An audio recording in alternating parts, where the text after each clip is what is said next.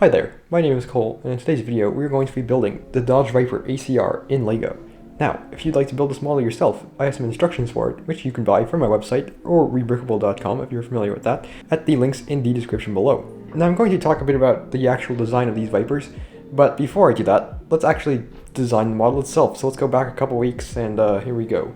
Alright, so like you heard, we are designing the Dodge Viper ACR, the 2008 most of the first generation ACR. It's like the second generation ACR, I guess. But anyway, we are just going to give you guys an overview of what I have built so far, and then we're going to show you guys basically the design process of the rest of it. Obviously, we have the front.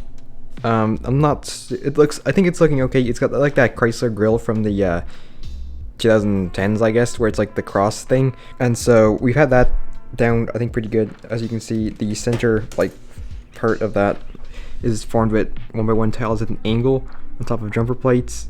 I think that looks pretty good. I'm not so sold on this part right here. I feel like that looks a little bit not right. There should be a fog light here, but it's in this kind of like recessed area on the real car, so I feel like this works pretty well with the cheese slope. Otherwise, I'm pretty happy with these headlights. Obviously quite simple, but it works quite nicely. The hood on top is basically, some curved slopes. We got this big curved slope intake thing on the real car. And then we have these cool, very aggressive louvers in the hood, which are up on brackets to get them at the right height. Then we have the side door, using a robot arm again to let me get some light there. Yeah, using a robot arm and a plate with a bar on the bottom to hold this at an angle. So for now, I'm going to try and work on this a little bit, because I feel like this should be a bit shorter, but it should still have the slope. So I'm going to see if I can do that somehow. And yeah, I'll update you guys when I've made some more progress. Alright, so we've actually made quite a bit of progress since we last looked at the Viper. So the rear fender is done, very simple, not really much to it. And then we have the rear bumper actually almost finished. Let's start with this. Basically we have more robot arms which are holding these slopes at an angle. Then we have the actual main part of the rear bumper. That basically slides right in here, just like that. And so then that lines up quite nicely. And then on top we have a pretty simple, top part, and it's just got these curved slopes that are connected with brackets. It actually holds together quite nicely, and that just goes right on the back of the Viper, like so. And there we go. I think it looks pretty good. Obviously it'll look better when we have the wing on there. So yeah, now next thing is really just to finish up that side, and then we can get onto the cabin, and we're finishing this up very fast. Alright, so we have finished the Viper sides, and the rear and the front. So now all we have to do is the interior, the cabin, and the rear wing, so not that much. Now for the windscreen and my pile of parts over here, I'd been thinking about using the Visual Speed Champions one, but that actually looks way too big and long. Well, maybe it looks okay here, but if you compare it to the real Viper, it doesn't look right at all. So I think we're actually going with the much more boring looking, at least, city truck windscreen, and it's basically going to go like that, and it'll actually look much more Viper-like. I'll probably have to hinge it backwards on a hinge brick like that. It shouldn't be too hard, so I will do that, and then I will update you guys on how it's going.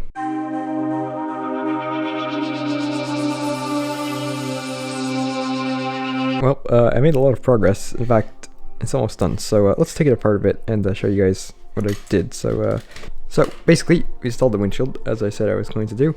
It's pretty simple, it's just a hinge brick.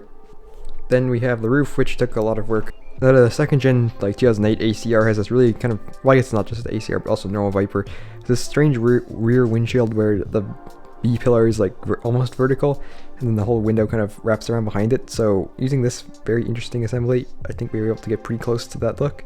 I'm pretty happy how it looks. It's on a hinge brick as well to line up with the windshield, and it kind of just goes right here. This rear window kind of sits very nicely in there. Now it is a little bit short looking, but I think it looks pretty good. I think we're pretty close to the Viper look right there. And then we have the wing, which is really simple and probably needs to be improved a bit. A really cool detail on the ACR is that asymmetrical stripe continues up onto the wing riser, or the wing support, or whatever you want to call it, and then on top of the wing itself. There's one problem with this. I think it just looks a little bit too, goofy is the wrong word, but it looks kind of cartoonish almost. If you look at there, we zoom in a little bit. Something about it just doesn't look right. It looks like a Viper, but it looks like I said, cartoonish, almost like a cartoon Viper. I think if we could somehow move these taillights upward a bit would look better. I think they're just too low, and so I'm going to figure out how we can try and do that. Obviously this bracket here kind of prevents us from doing that, so it's going to require taking this apart and messing with it a lot. Alright, so we've made a lot of progress. At the same time, I think we're going to have to change quite a bit of the model. So as you can see, we have fixed up the rear end. I think it looks a lot better now. It's the taillights have been lifted up by one bracket. At the same time, it just looks really cartoonish. Obviously we attached a wing as well after several variations of it. Well, I think it looks good and like fine. I still think it doesn't look right, so I think we're going to have to change a couple of things. So let's just go over everything that I want to fix. I already pointed out I want to fix the front end a little bit because I'm not really happy with how this looks, but that'll come later. I think the wheelbase will have to be extended by one stud, so we have 8 studs between the wheels. I am actually going to keep this rear because I think, despite it looking kind of like too cartoonish, I think once we extend the rest of the car it'll look better. If it doesn't, then I think we're going to try and lower it. Well, technically it actually is pretty accurate, it just looks weird, and so yeah. I guess we're going to start by simply making the wheelbase longer.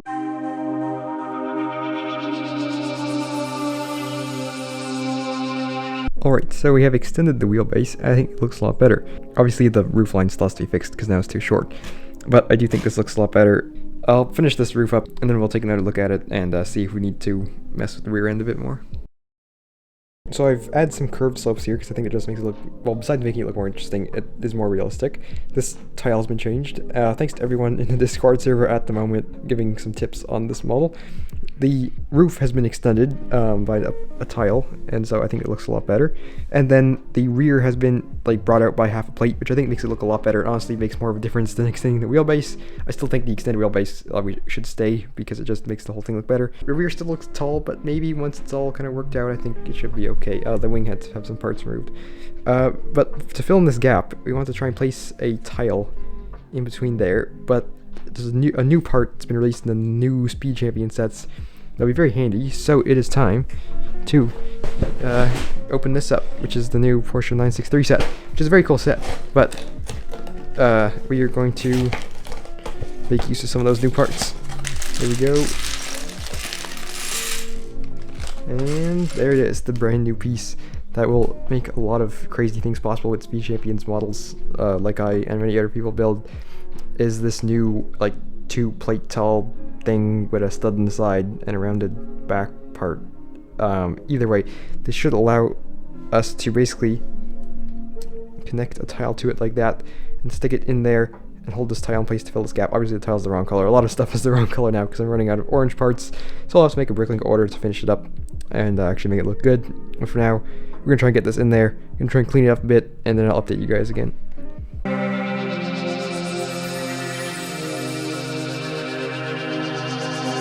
Alright, so we have the piece in place. Ignore this printed tile. I'm just using like spare parts at this point. It fills the gap okay. I'm not really sure if there's a great way to fill this type of gap because it's too wide for like one plate to entirely fill, but it's too narrow for a bracket and a plate to fill. Alright, so before we order parts, I actually tried to find as many parts as I could for it, and I made a couple more modifications. So the front bumper has been changed up a bit. Now I think it looks a lot cleaner, which I think is really good. And then basically the whole interior has been done. It's actually pretty boring, so I'll show it to you guys after. It's not super interesting. This is a new thing to cover up that orange area with this tile, which I think works pretty well. Obviously the rear window is now narrower, but I feel like it still looks pretty cool and just looks good. And I fixed this gap basically just by bringing in the rear bumper using a bracket, and I think it looks a lot better. I mean, it's not on there properly right now, so when you guys finally see it, it'll look better. But otherwise, we are good to go, so I'll order those parts. We will complete the model, and we'll be good to go. Alright, we're almost done with the Viper. It's literally, like, almost done, except for these side 1x1 studs not on top, side stud bricks right here, which obviously are the wrong color on both sides. So I've had to buy a set. This part only appeared in orange in 2 sets, one of which is a brand new set, which is the Magical Unicorn. Yeah, it's $10, and it comes with some useful parts besides the others, so I decided to buy it. And so somewhere in here, we should have the parts we need to finish the Viper. There we go, right there actually. So I will install these into the Viper, and then we will finally be done with the Viper. As you can see, I actually ended up changing the color scheme on that Viper and then buying parts for a red one here, as you can see, which looks very nice. So before we got to the design itself, I assume most of you are familiar with Dodge Viper, so I'm not going to bother explaining it because it's just a really cool car. But I should mention that both of these cars were inspired by real life cars, and you might have actually seen both of them on the internet before. Now, a couple months back, I saw my buddy Max's car at a car show, and I was like, this is actually a really cool car. And so I was like, I should build one of these, and well, here we go. Now, you might have seen this car in several F-Spots videos if you watch his channel, and so you might be familiar with it from there. Now, the second Viper, which intriguingly I've also seen in person before, so these are both based on real-life Vipers that I've seen.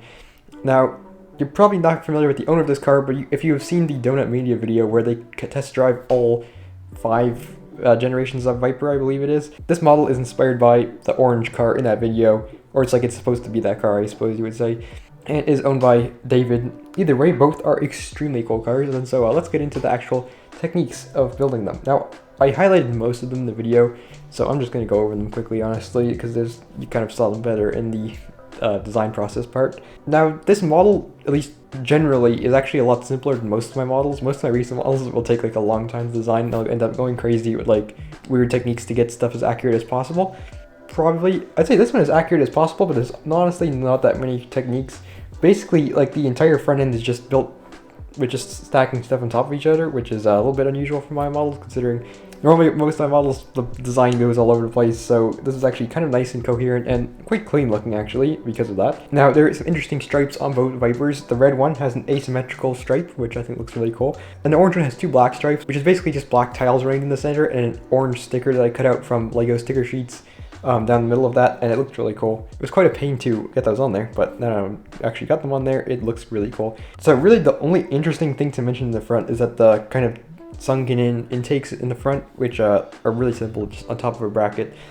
And yeah, there's not much to the front, except, I mean, I guess there's the hinged nose, but even then that's pretty simple as far as most things go. Moving on to the sides, again, nothing too crazy as far as my cars go, which is just like the side skirt. And you have some sideways building with the vents in the front, and then the doors, which are rounded and angled slightly, which I think looks pretty good. You have the side exit exhaust behind there, which is really cool. The rear, as you saw in the design process, took a while to get right, and it's definitely the most complicated part of this model, at least complex to figure out. It's not that complex to put together. It's basically, you have like the lower kind of diffuser, you have the main rear bumper, and you have the taillights built on top of that, and you kind of have the rear like trunk lid, I guess, except it's not a trunk lid, it doesn't open, there's no cargo space underneath, but I guess you call it that. And it has the wing on top of it, which is actually an odd stud width, which works quite well, and it's kind of interesting to build. You have the interior, which is, again, really simple. It's a Viper interior, so you got the handbrake, the gear shifter, the steering wheel, obviously, and then the 2 seats. This model does not fit minifigures because it's got kind of a weird cabin. And then the whole roof, as you saw in the design process, is quite an interesting design. And this is one windshield technique, I guess, that I've been using a lot recently. Although I think this is the first model that I've put in a video that actually is using this technique, which is basically, it's like a city-style truck windshield, which is on a hinge. So it's tilted back a bit further to make it look like a normal car windshield. And then you have a hinged roof, which lies on top of that. And it does take some effort to line up properly, because if it doesn't line up properly, then you're going to have the studs showing, and it doesn't look very good. But if you can get it to line up properly so the studs are hidden under the plates or slopes, it looks really cool. And so I suppose that is it for this Viper video. I feel like I should have more to say because that was pretty quick, but honestly I think that covers it all. So I hope you guys like this video. I guess we'll just show some Viper B-roll so you guys can see what it looks like, although you've kind of been seeing it the entire time. So anyway, like I said, instructions are available if you would like to build it yourself. Thank you guys so much for all the support. We're almost 20,000 subscribers, which is kind of crazy to think about, considering this channel was kind of not that serious when it started. And so that is it for today's video. So thank you guys so much for watching again, and I hope I will see you next time.